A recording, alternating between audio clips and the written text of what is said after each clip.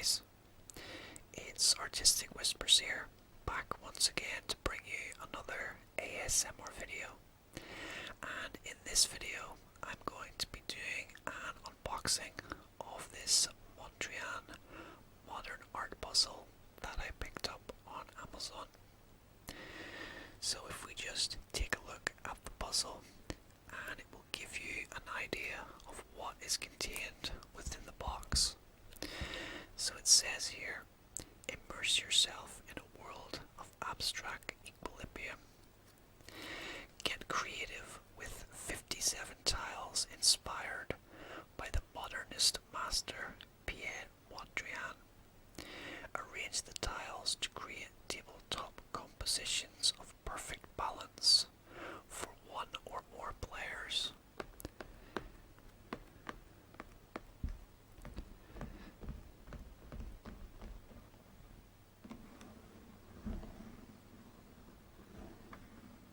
So I have my scissors here beside me,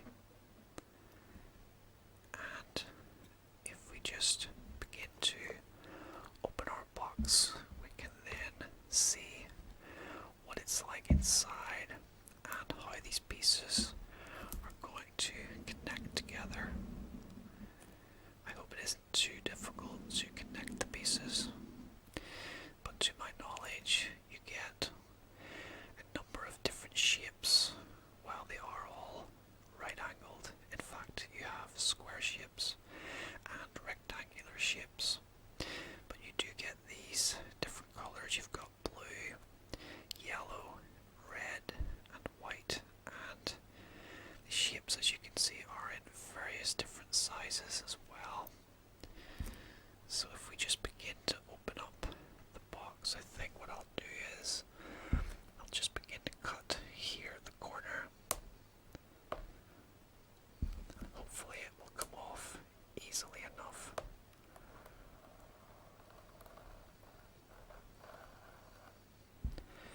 And I'm wondering if I'll be able to just peel that back now. Yep, there we go. I think all it really took there was to snip one side of the packaging and it should come off easily enough now.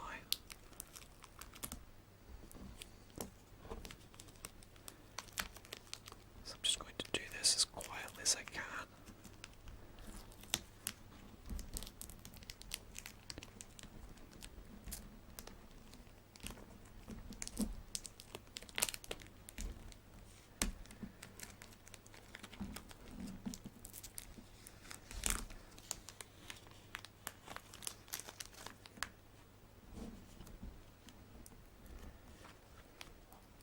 I've actually had this puzzle for a number of days now, and I've been wanting to open it, but I've had to save it until I got the opportunity to make this video. So I'm quite excited to see what the puzzle pieces are like inside. I think we almost have the plastic removed.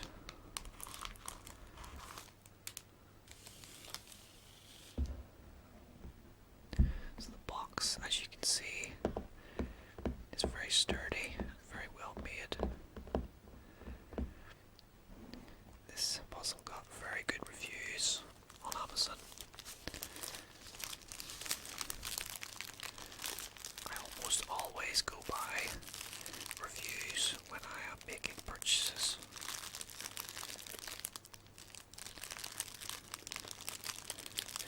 I just think it makes the most common sense.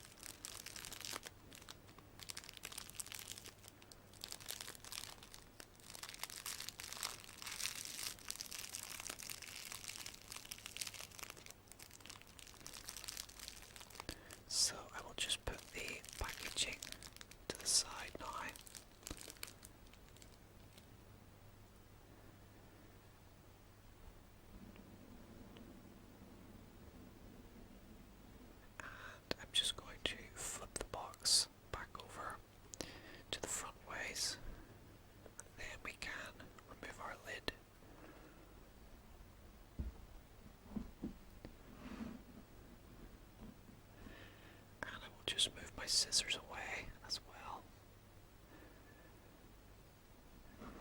So I'm just going to very carefully lift the lid off now, and we can see what we have inside the box.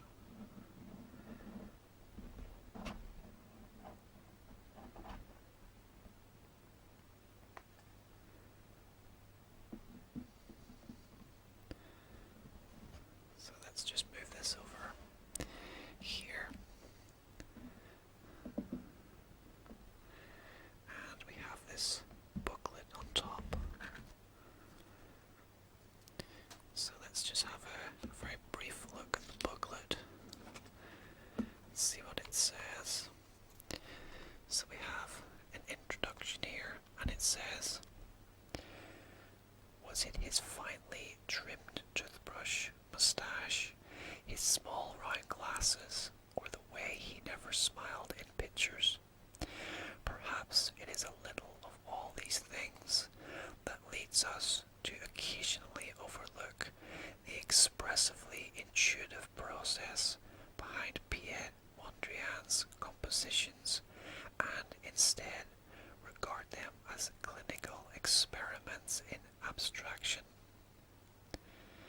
And then there's just some more information there on the artist as well, so you can pause the video there if you're interested in reading the rest of that introduction. But on the left side of the booklet here, on the front page, we have the different shapes that we're going to find within the puzzle. So we do have some black tiles as well, I believe. Blue, red, white, and some larger yellow ones as well.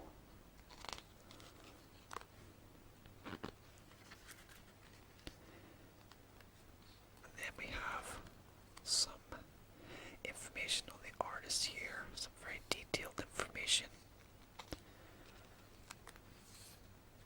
which I think is really good to include within the puzzle. And then we have here some information on getting started.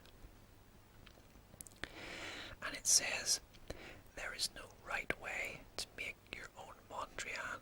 However, here are some tips to help you get started. All tiles are white on one side and colored on the other. Don't be afraid to use lots of white, as Mondrian's compositions were often dominated by it. It's amazing how simply flipping a tile to its white side can free up a composition. Don't feel like you have to use all the tiles. Try making a mini Mondrian using just a few, or a mega Mondrian with them all. Just like Mondrian, give yourself the freedom to change your mind. As your composition grows, don't get too hung up on any single part. Your goal is to create something in which all the elements work as a whole. Once complete, allow your composition to sit for a while. Leave and then go back to it with fresh eyes, because you'll probably want to make little adjustments. Mondrian spent several years on some pieces, often repainting areas and changing colours. Use your camera phone to take pictures of your compositions and experiment with different crops. Mondrian was always acutely aware of the edges of his image. So that is just some tips for us in getting started in creating our Mondrian image or composition. And then we just have some examples here as well. We have a mini Mondrian using just a few pieces here. And then we have a larger one on this side, mostly using the white tiles with just one section of yellow there. So really you can let your imagination run wild with this, and you can create all different styles. Here we have some more examples. Here we have a square shaped one, and then here we have the Mega Mondrian that it mentioned, using probably all of the tiles here, or a majority of them at least. And here we have some other examples of what you can do with the tiles. So we have the problem solver here on the left. We have the purist. We have the innovator, which is a different sort of shape. And we have the expressionist on the right hand side here. And as you can see, this one is very colourful without using any of the white tiles within the box. So yeah, you can really let your imagination run free with this and create all different designs.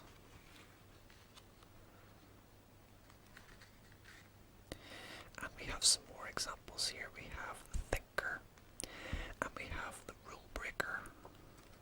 So this one is very interesting that you can do this, but you can make different shapes that aren't just flat on the table.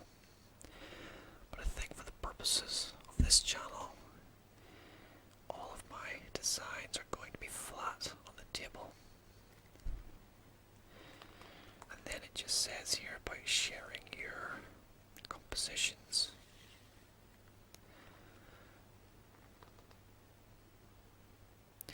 So yeah, that is the booklet contained within our box here. So I think I'll have a more detailed read of that later on. So I'll just move the box to the side for now. And I'm just going to bring the box into the center here now. And we can take a closer look at some of the tiles.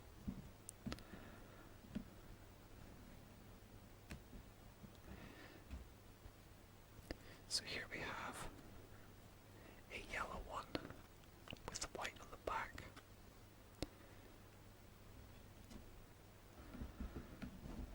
And here we have a red one.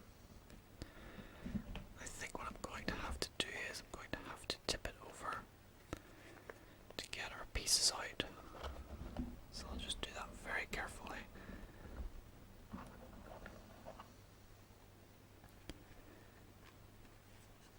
And there we go. We have all of our different pieces here.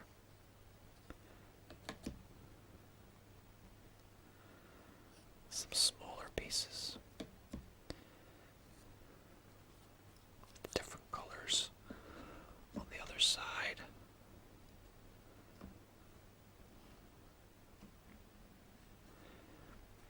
Then we have this square shaped as well. And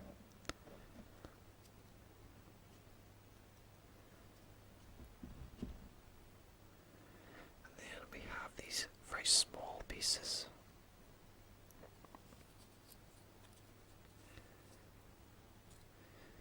This is the smallest of the squares. So we have two piles of those.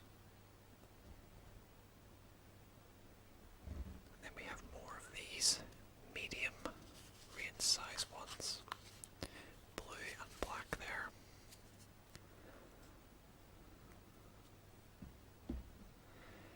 And then we have these very small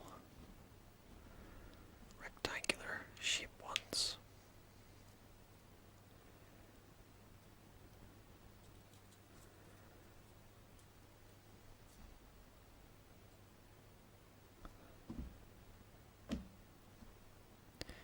We also have these very long rectangular shaped ones. Different colors there, blue, red, yellow and black. So we appear to get two piles of each.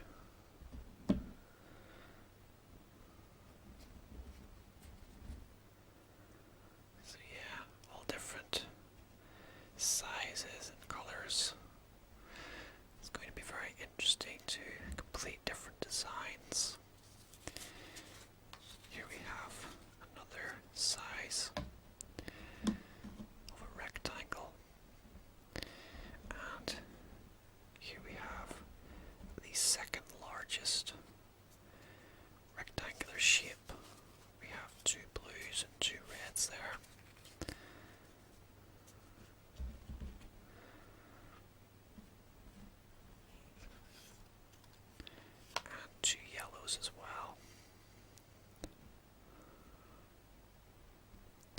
And here we have the largest of the pieces again. As we had at the start, we have a blue one and a red one there as well.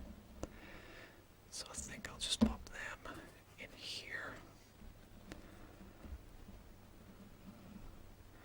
So that is all of our pieces.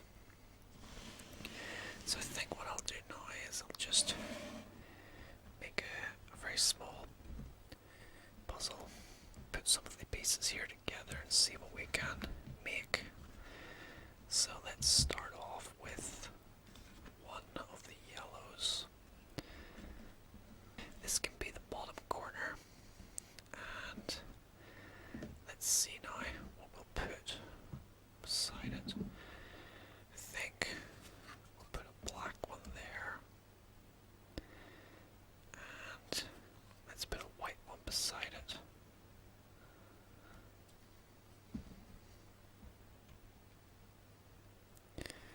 So I think that's a good start. And let's see now. I think this is quite fun because you can literally do whatever you want with the pieces. So I think I'm going to put one of these here, and let's look for a red one. This should be the right length, just for right here. We can slide that in. So there we have a red piece in, and this is purely going to be experimental. This isn't the first time I'm doing this.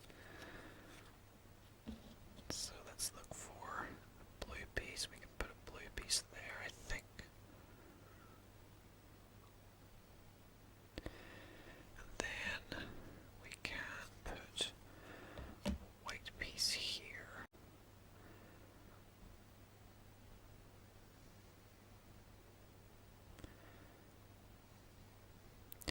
And I think I'm going to need a smaller piece for the corner here. Let's see now. I'm wondering if this is going to fit okay. So we'll put that piece in there. And let's put this piece in here. And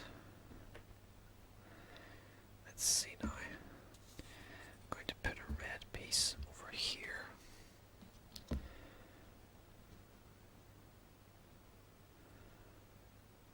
then I'm wondering, is two of these going to make up this size? I think it does. So we'll put a white piece there. And let's see now. I'm going to put a yellow piece at the top. So we can put that there, in there like that. So there we have a sort of square shape now, and I want to do one more row, I think. So I'm going to use, let's see, I want to have one more section here, and then let's do one of these here pieces. So these are all white, yellow, blue. Wondering if I have another black piece. Doesn't look like it. Looks like we only have the one black piece there.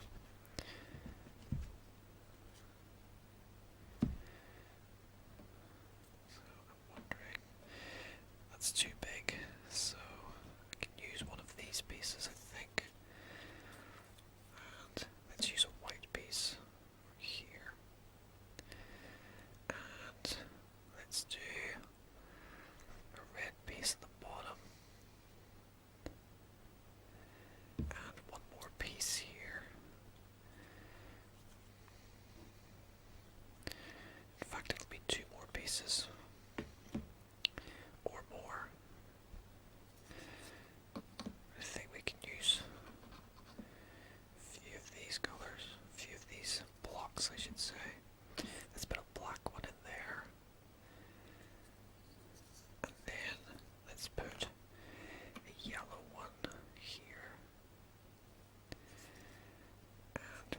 square here. That's a bit of a white one there as well.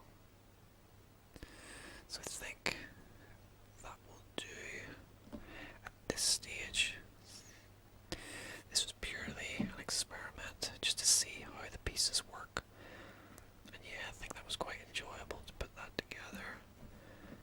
You really can just let your mind run free and produce whatever you fancy producing. But that is the first kind of puzzle that I've come up with. And let's just see if I can slide it across into the center a bit more.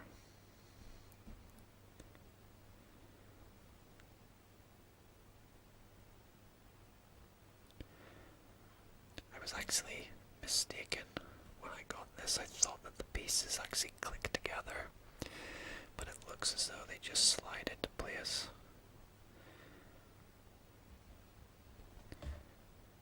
But yeah, I'm quite pleased with my first attempt here at completing a Mondrian composition.